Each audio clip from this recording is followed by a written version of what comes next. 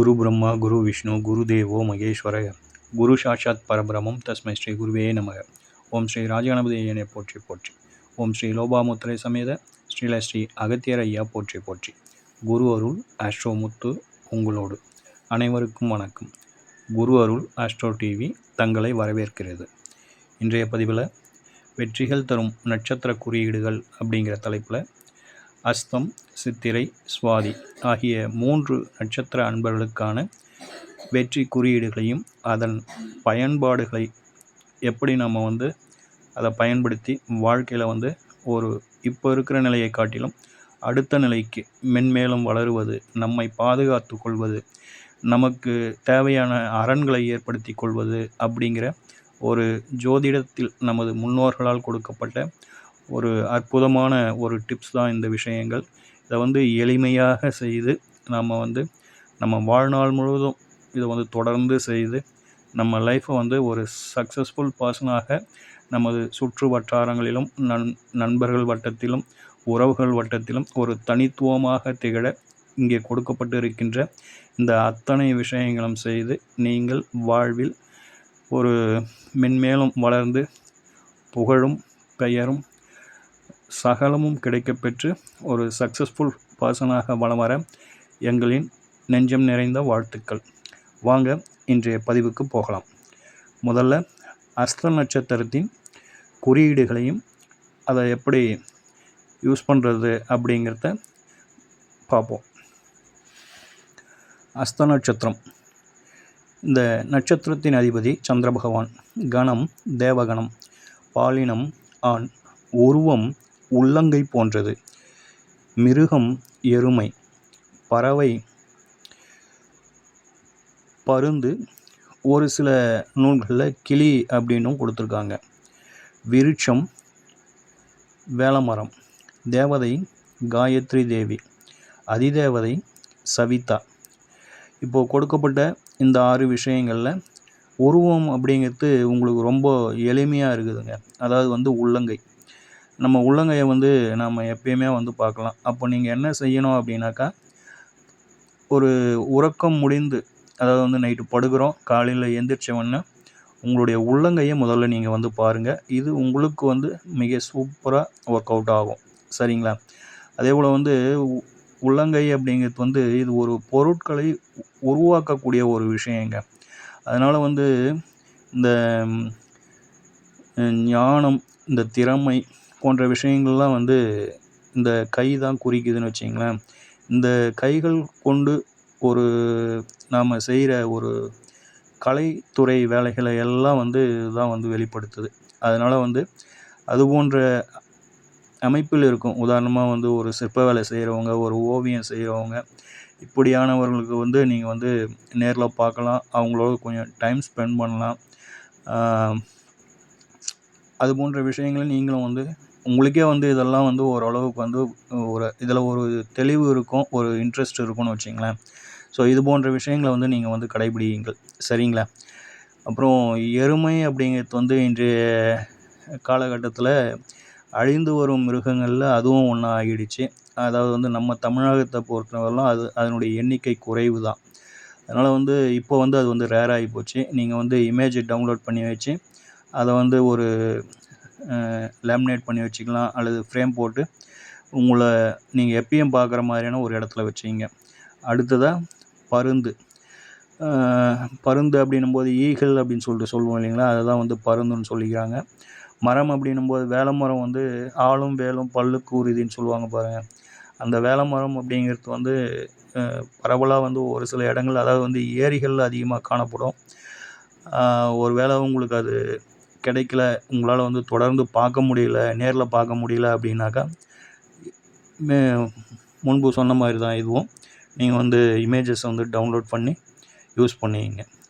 காயத்ரி தேவி இவங்க தேவதையாக உங்களுக்கு வராங்க. இவங்கள பொறுத்தவரையிலும் காயத்ரி மந்திரம் அப்படிங்கிறது ரொம்ப ஃபேமஸ்ங்க. நீங்கள்லாம் கேள்விப்பட்டீங்க. அந்த மந்திரத்தை பொறுத்தவரையிலும் இவர் விஸ்வாமித்திரர் ஐயா அவர்களால் இயற்றப்பட்ட அந்த மந்திரம் காயத்ரி மந்திரம் அப்படிங்கிறது. ஸோ அந்த மந்திரங்களை நீங்கள் ஜபிக்கலாம். காயத்ரி தாயாரை ஒரு இமேஜஸ் எடுத்து ஃப்ரேம் பண்ணி பூஜிக்கலாம். காயத்ரி தாயார் இருக்கும் சன்னதிகளை தேடி நீங்கள் வந்து அவங்கள வந்து நேரில் சென்று தரிசித்து வழிபடலாம் அப்படிங்கிறது ஒரு விஷயங்கள். இதை பார்த்துக்கோங்க. அதிதேவதை அப்படிங்கிறது சவிதா அப்படிங்கிறது வந்து சூரியனுடைய அம்சம் அப்படிங்கிறத பார்த்துக்கோங்க. அப்போது சூரியனுடைய அம்சம் அப்படின்னு சொல்லும் பொழுது நீங்கள் வந்து சூரிய உதயத்தை நீங்கள் வந்து பார்க்கலாம். சூரிய பகவானுடைய இமேஜஸ்ஸு அல்லது வந்து நீங்கள் வந்து நவகிரக அருகில் இருக்கும் ஆலயங்களுக்கு சென்று நவகிரக சன்னதி போனீங்க அப்படின்னாக்கா சூரிய பகவான் அங்கே இருப்பார். அவரை வணங்கி வரலாம். சரியா? அடுத்ததாக உங்களுக்கான அனுகூல நட்சத்திரங்கள் அப்படிங்கிறது உங்களுடைய ஜென்ம நட்சத்திரம் அஸ்தம், சம்பத்து நட்சத்திரம் சித்திரை, ஷேம நட்சத்திரம் விசாகம், சாதக நட்சத்திரம் கேட்டை, மைத்ர நட்சத்திரம் பூராடம், பரம மைத்திரம் உத்திராடம். சரிங்களா? இதில் உங்களுடைய ஜென்ம நட்சத்திரமான அஸ்தம் அப்படிங்கிறது ஒரு 50% நன்மையும், மீதி ஒரு 50% வந்து சில விஷயங்களை ஜென்ம நட்சத்திரங்களை செய்யக்கூடாது அப்படிங்கிற ஒரு ஜோதிட விதி இருக்குது. அதனால் வந்து அதை அவசியம் அந்த வேலையை அந்த நாளில் தான் செஞ்சாகணுன்ற ஒரு கட்டாயம் வருகின்ற பொழுது உங்களுக்கு வேண்டப்பட்டவர்களிடம் ஒரு ஒரு கலந்து ஆலோசனை செய்துவிட்டு அதுக்கப்புறம் நீங்கள் செய்யுங்க. மற்ற 5 நட்சத்திரங்கள் அப்படிங்கிறது உங்கள் வாழ்நாள் முழுவதும் உங்களுக்கு சாதகமான, உங்களுக்கு தேவையான, உங்களுக்கு அனுகூலமான, உங்களுக்கு பாதுகாப்பான, உங்களுக்கு மகிழ்ச்சியான விஷயங்களை செய்ய காத்து கொண்டு இருக்கிறது அப்படிங்கிறத பார்த்துக்கோங்க. இந்த நட்சத்திரங்களை பார்த்து அந்த நாட்களில் நீங்கள் உங்களுக்கு எந்த இதெல்லாம் ஃபேவராக செய்யணும்னு ஆசைப்பட்றீங்களோ அதெல்லாம் இந்த நட்சத்திரத்தில் செய்துக்கோங்க. அடுத்ததாக உங்களுக்கான ஆலய வழிபாடு. கோமல் கிருபா கூடாரேஸ்வரர், தாயார் அன்னபூரணி. இந்த ஆலயம் இருக்கும் இடம் அப்படின்னு பார்த்தோம் அப்படின்னாக்கா கும்பகோணத்துலேருந்து மயிலாடுதுறை சாலையில் குத்தாலத்திற்கு பிரிகிற இடத்துல அங்கேருந்து ஒரு 8 கிலோமீட்டர் நாம் பயணம் பண்ணோம் அப்படின்னாக்கா இந்த ஐயனின் ஆலயம் நாம் சென்றடைந்துடலாம். சரிங்களா?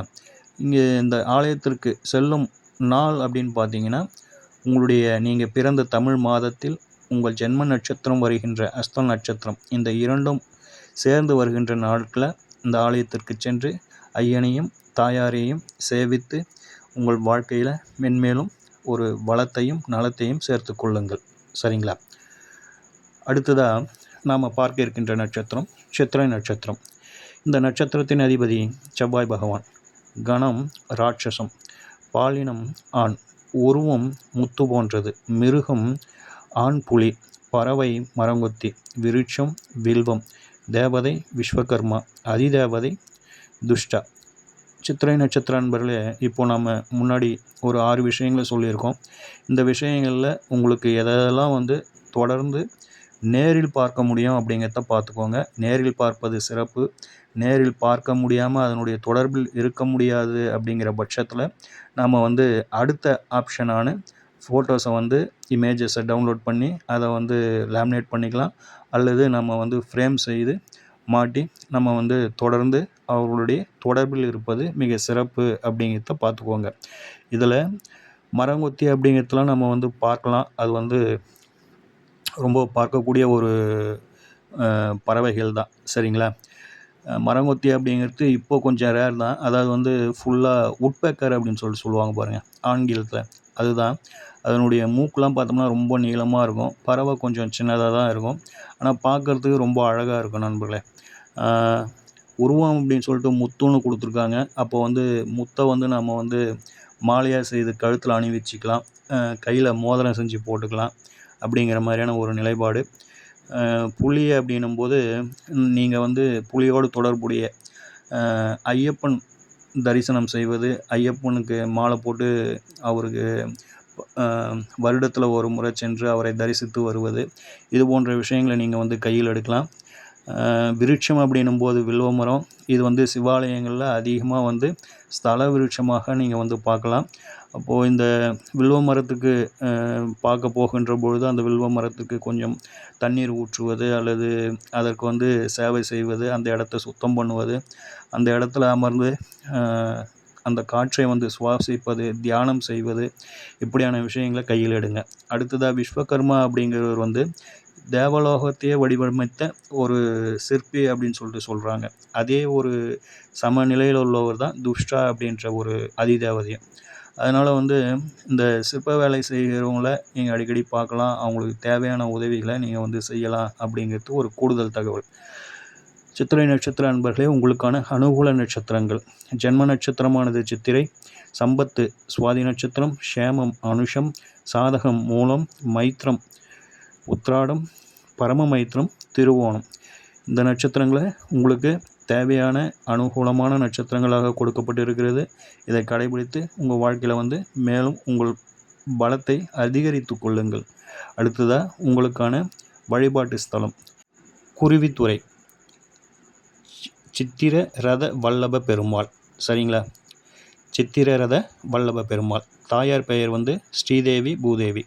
சரிங்களா? ஆக 2 தாயார்கள் பெருமாள் அப்படிங்கிற மாதிரியான ஒரு அமைப்பு. இந்த இருப்பிடம் அப்படிங்கிறது வந்து மதுரையிலேருந்து ரொம்ப பக்கம் அப்படின்ற மாதிரி கொடுத்துருக்காங்க. மதுரையிலேருந்து ஒரு 23 கிலோமீட்டர் நம்ம பயணம் செய்தோம்னா இந்த ஐயனின் திருத்தலத்தை நம்ம வந்து சென்றடைந்துடலாம். ஆக இப்போது இது வந்து பெருமாள் ஆலயம் அப்படிங்கிறதுனால உங்கள் பிறந்த மாதம் நட்சத்திரம் இது வருகின்ற நாட்கள்லையும் போகலாம். சனிக்கிழமை, புதன்கிழமை இது போன்ற நாட்கள்லையும் நீங்கள் ஐயனை சேவித்து அவரின் அருளை பெற்று உங்கள் வாழ்க்கையில் மென்மேலும் வெற்றிகளை சேர்த்து கொள்ளலாம். சரிங்களா? அடுத்து நாம் பார்க்க இருக்கின்ற நட்சத்திரம் சுவாதி நட்சத்திரம். இந்த சுவாதி நட்சத்திரத்தின் அதிபதி ராகு பகவான். கணம் தேவகணம், பாலினம் ஆண், உருவம் மாணிக்கம் போன்றது, மிருகம் எருமை, பறவை தேனி, விருட்சம் மருதமரம், தேவதை வாயு பகவான். அதிதேவதையும் உங்களுக்கு வந்து வாயு பகவான் தாங்க. வாயு பகவான் அப்படின்னாக்கா காற்றின் கடவுள் அப்படின்னு சொல்லிட்டு சொல்லணுங்க. அதாவது வந்து பஞ்சபூத தத்துவத்தில் காற்றும் ஒரு தத்துவம். அந்த தத்துவத்துக்கு ஒரு கடவுளாக வந்து இந்த வாயு அப்படிங்கிற கடவுள் இருக்குது அப்படிங்கிறத பார்த்துக்கோங்க. சரிங்களா? இவர் வந்து சுவாதி நட்சத்திரத்தின் அதிபதியாகின்றாருங்க. இந்த நட்சத்திரத்தை இவரை பொறுத்தவரையிலும் ஒரு வாழ்வின் இயக்கத்தையும் புதிய தொடக்கங்களையும் கொடுக்க காரணமாகின்றார் அப்படிங்கிற மாதிரியான ஒரு கருத்துக்களை ஜோதிடத்தில் சொல்லப்படுகின்றது. சரிங்களா? அதனால் வந்து இந்த காற்று அப்படின்னும்போது காற்று அப்படிங்கிறது பரவும். அதனால் வந்து ஆலயங்களுக்கு போகின்ற பொழுது இந்த வாசம் உள்ள, அதாவது வந்து ஊதுபத்தி, லைட்டு, வெளிச்சம்லாம் அப்படியே பரவும் இல்லைங்களா? ஊதுபத்தி நம்ம ஏற்றி வச்சோம்னா அது வந்து அந்த வாசம் பரவும். சாம்பிராணி இது போன்ற விஷயங்களை வந்து உங்களுக்கு அருகில் உள்ள பெருமாள் ஆலயங்களுக்கு நீங்கள் வந்து உங்களால் முடிந்த ஒரு அளவுக்கு வாங்கி கொடுங்க அப்படிங்கிற மாதிரியான ஒரு பரிந்துரை நாம் உங்களுக்கு வந்து கொடுக்குறோம். சரிங்களா?